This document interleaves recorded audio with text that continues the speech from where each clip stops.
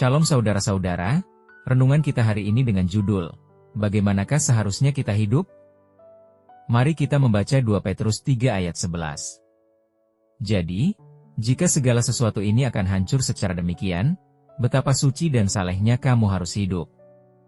Saudara, ketika Tuhan memberitahu Abraham bahwa dia akan menghancurkan Sodom dan Gomora, hidup Abraham segera terusik.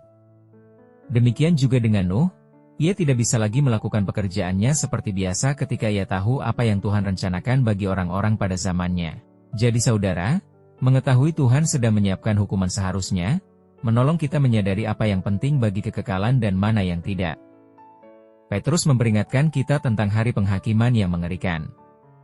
Pada hari Tuhan akan ada gemuruh yang dahsyat dan unsur-unsur dunia akan hangus dalam nyala api. Pada saat itu, ia mengingatkan, bumi akan hilang lenyap. Petrus meyakinkan kita bahwa itu bukan sekedar spekulasi. Sebaliknya itu pasti terjadi dan sudah dekat waktunya. Lalu ia mengajukan pertanyaan penting untuk setiap generasi. Bagaimanakah seharusnya kamu hidup? Dengan adanya penghakiman yang menanti dan jutaan manusia sedang menghadapi kehancuran, bagaimana seharusnya kita menjalani hidup kita? Saudara, mungkin saat ini masih banyak orang Kristen yang terikat kuat dengan hal-hal yang bersifat sementara. Hobi, mengumpulkan harta, begitu menyita hidup mereka, dan hanya menyisakan sedikit waktu dan tenaga untuk berinvestasi pada hal yang bersifat kekal.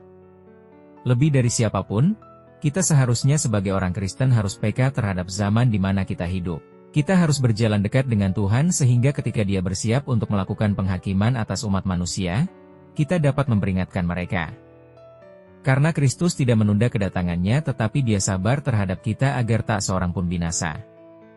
Saudara, bukankah seharusnya kita menginvestasikan usaha kita untuk membangun kerajaan Tuhan yang kekal?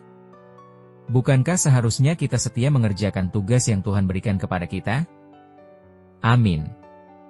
Tuhan Yesus memberkati.